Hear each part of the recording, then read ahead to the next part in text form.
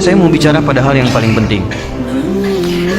Lelaki di rumah tangga itu punya kewajiban infak. Dalil Quran surah keempat ayat 34 paling keji sebelah atas. Ar-rijalu qawwamuna 'alan nisa bima faddalallahu ba'dahum 'ala ba'din wa bima anfaqu min amwalihim.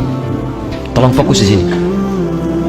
Infak pertama, kepala keluarga kepada anggota keluarganya. Saat Dzulhijjah ini, coba antum evaluasi. Bukan hanya meningkatkan kuantitas infak. Saya tidak bicara uang belanja tambah misalnya, atau anak-anak tambah bekal, bukan. Coba anda evaluasi, memasuki bulan Dzulhijjah ini, selama anda berikan nafkah untuk keluarga, berapa di antara nafkah itu yang sudah mendekatkan keluarga kepada Allah Subhanahu wa Ta'ala? Cek. Anak-anak disekolahkan di mana? Antum capek-capek cari kerja, dibiayai, tiba-tiba setelah dewasa dia tidak bisa sholat. Jenazah tidak bisa menyolatkan antum. Antum meninggal tidak bisa mengafani antum. Apa investasi antum? Gak ada gunanya di situ.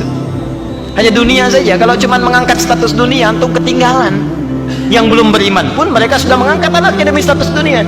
Anda pengen anak juara matematika, anak orang lain sudah dapat Nobel. Makanya saya katakan, kalau berlomba untuk urusan dunia itu kecil, nilainya nggak ada. Celupkan air ke dalam gelas, angkat sedikit, tetesan pertamanya dunia. Cuma segitu nilainya. Tidak berlomba untuk akhirat. Begitu anda lombakan anak anda untuk akhirat, maka dia akan jadi pemenang termasuk dalam urusan dunianya. Ya, dunia itu seperti bayangan. Kalau antum kejar-kejar, capek, nggak akan ketangkap. Ayo silahkan kejar bayangan, pulang di sini kejar terus. Ya, capek antum. Caranya berbalik dari bayangan, maka bayangan akan mengikuti anda. Cari akhirat, anda tidak akan ketinggalan dunia. Silahkan cek orang-orang dulu, mereka penghafal Quran, ahli hadis, tapi ahli matematika juga, ahli fisika, ahli kimia, ahli macam-macam. Dan bukan aib kalau anak kita misalnya sekolah dalam umum, gak ada masalah, tapi hadirkan nilai Quran di dalamnya, hadirkan hadisnya. Cek lagi rumah yang antum kemudian titipkan pada istri ketika antum bekerja, jadi apa di dalamnya? Cuman sekedar tidur, istirahat, masak dan sebagainya. Jangankan anda yang belum beriman pun bisa menggunakan rumah seperti itu. Pernah nggak rumahnya dipakai zikir, majlis ilmu, tempat untuk bermunajat kepada Allah, tempat untuk mendidik anak-anak yang dekat dengan Allah? Ada nggak ruangan untuk baca Quran untuk anak-anak? Ada nggak contoh untuk sholat berjamaah? Ada nggak si kecil punya sajadah? Jangan-jangan anak nggak bisa sholat bukan karena mereka sulit diminta sholat, karena antum nggak pernah memfasilitasi dengan infak itu supaya mereka sholat. Coba lihat pakaiannya, pernah nggak berikan pakaian khusus untuk sholat? Coba lihat kelengkapannya, jangan-jangan di kamarnya cuma novel yang dikoleksi, bacaan Quran tidak pernah ada, mushaf tidak ada. Bagaimana anda bisa berdoa menjadikan anak yang soleh sementara anda tidak memfasilitasi anak anda untuk soleh? Coba lihat kendaraan antum sebelum masuk ke dalam bulan-bulan ini. Dari sekian hidup antum dititipkan kendaraan, berapa kali antum gunakan untuk ibadah? Dan itu akan ditanya. Tus'aluna yawma idzin 'anil na'im. Antum akan ditanya setiap tetes nikmat yang antum dapati. Itu titipan. Berapa banyak digunakan untuk ibadah? Pulang buka pakaian, lihat koleksi. Buka kemudian lihat kendaraan dan sebagainya. Dibandingkan dengan urusan-urusan dunia, berapa digunakan untuk kepentingan ibadah di hadapan Allah Subhanahu wa Ta'ala. Makanya saya katakan, modifikasi isinya dari sejak sekarang.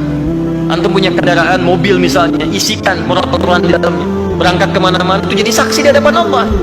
Jadi saksi itu. Antum dengarkan tausiah, dengarkan Quran di situ. Ya pakai motor misalnya, gunakan untuk yang baik-baik dan seterusnya. Itu luar biasa.